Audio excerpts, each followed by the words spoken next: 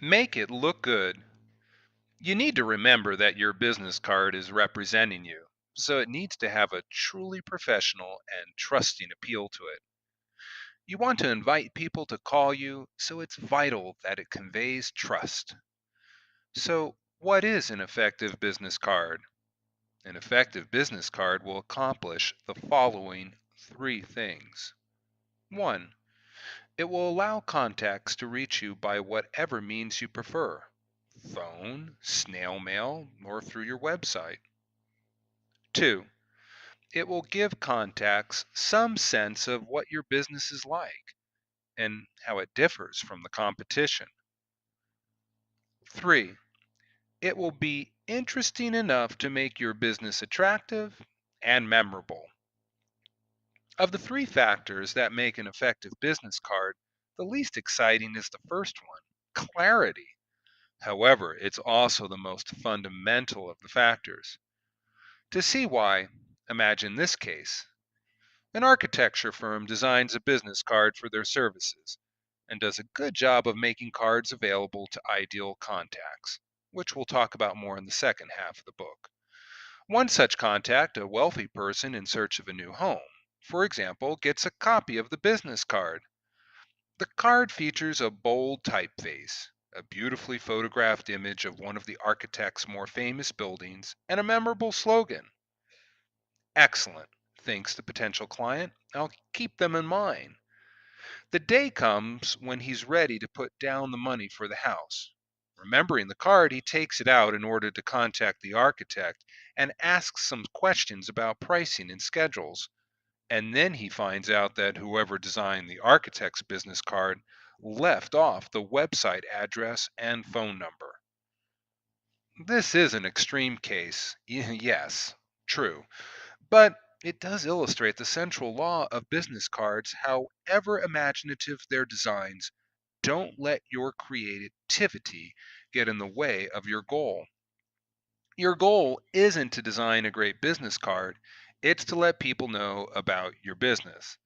Any good business card, in order to be clear, will include the following information: the business name, even if it's just your name, a brief description of the business or the services offered, and contact information.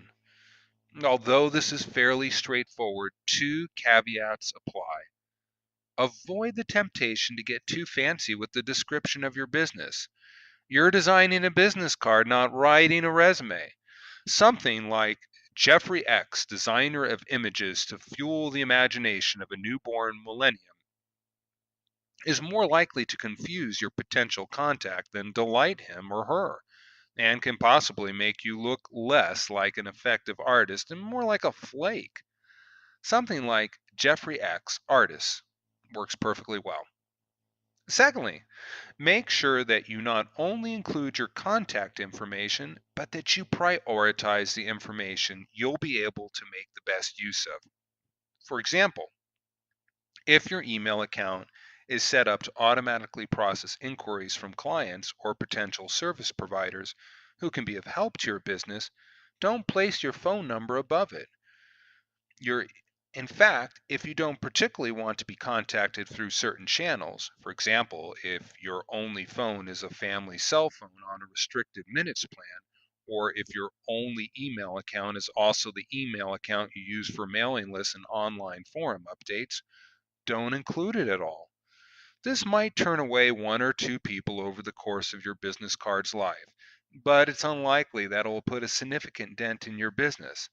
As long as you have either a phone number, a website address, or an email address for your contacts, they'll be able to contact you on the terms you set. Don't feel compelled to include each of these three types if you can't effectively respond to inquiries for each. Not offering your clients a phone number is much more professional than offering them a phone number that you never answer. Clarity is vital to an effective business card, as we've seen. But clarity, although necessary, is not sufficient to really set your card apart from the rest.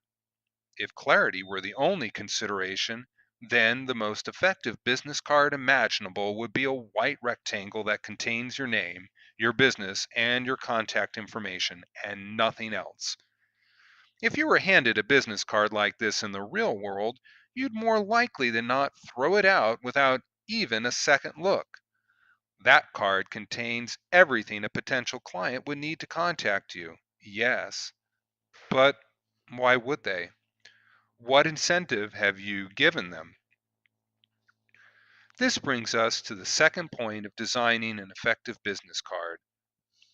If your goal is to bring in new clients and valuable contacts to help your business grow, then your business card needs not only to make your contact information available, but also to communicate to those potential clients and contacts exactly what separates your business from your competition and what special skills, experiences, or ideas you can bring to the table so that you can benefit both yourself and your clients.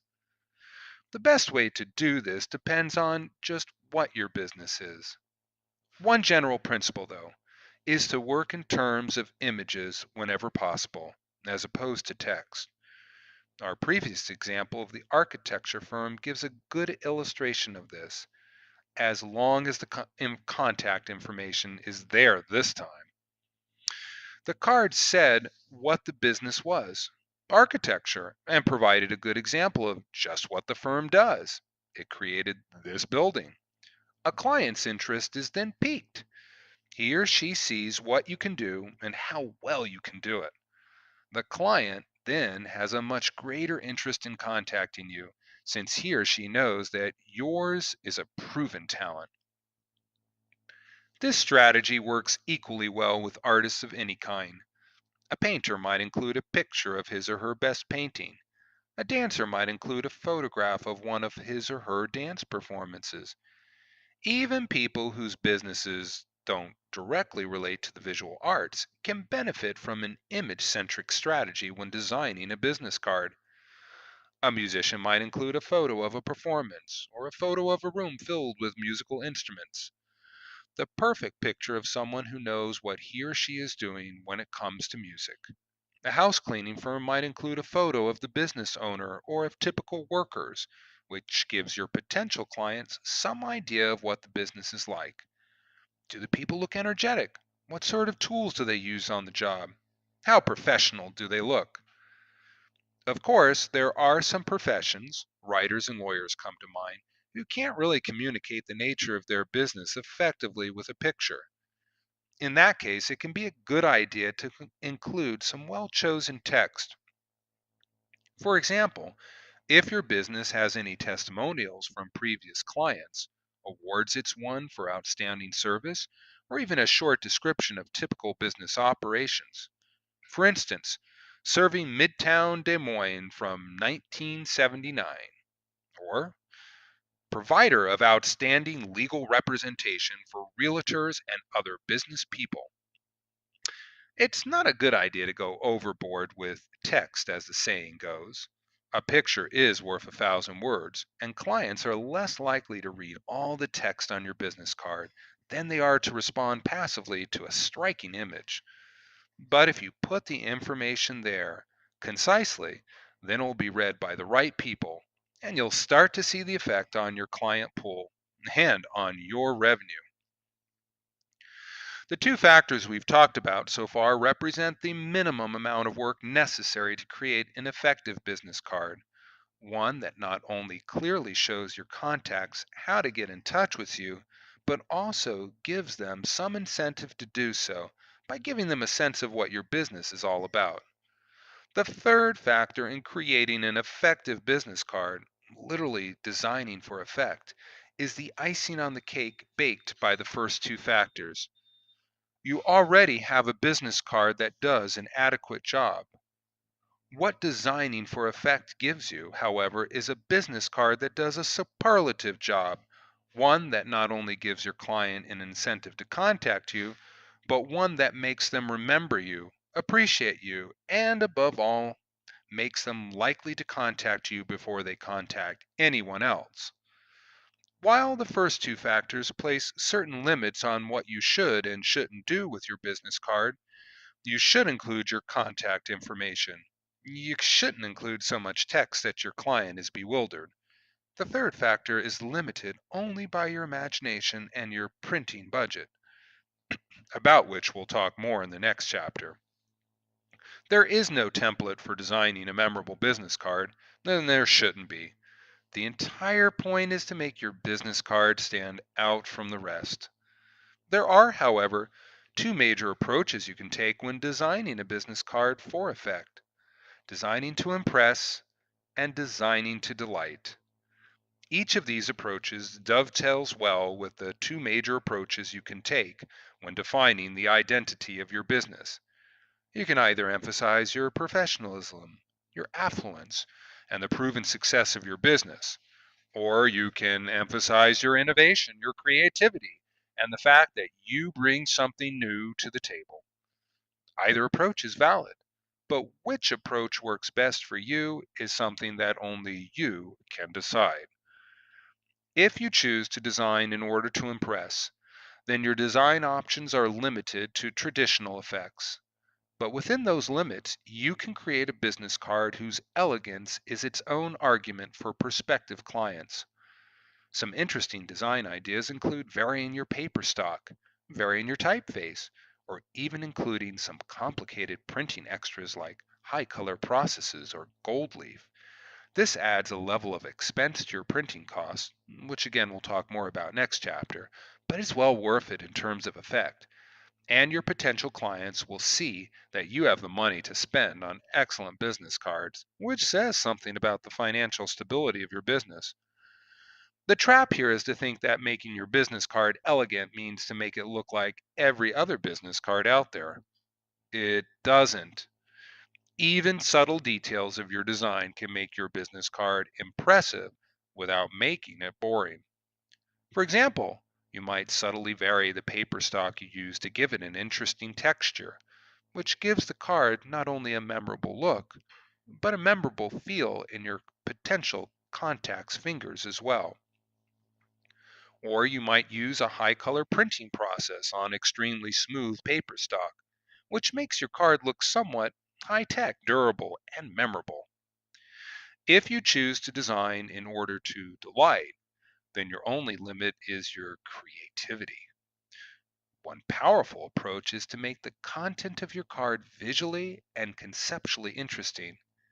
For example, a writer might break the established format of business cards: name, business, contact information, all on separate lines, by including all of that information in a catchy piece of prose, which would then cover the entire surface of the card, making sure to bold or color the pertinent contact and descriptive information so that the clarity of the card isn't compromised. This strengthens the second factor, since it communicates very strongly exactly what you can do for your client. And it also makes the card visually inventive and highly memorable. Along these same lines, an artist might create a graphic that includes the necessary information within the graphic itself. Or a financial consultant might create a business card that echoes the design of a major credit card or even of a dollar bill. Alternatively, you might choose to make the format of your card interesting.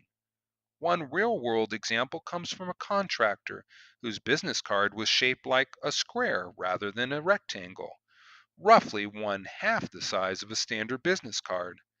The front of the card contained all the necessary information, while the back of the card featured only a simple message in bold black text: "If I had your business, I could afford a bigger card." Daring yet instantly memorable.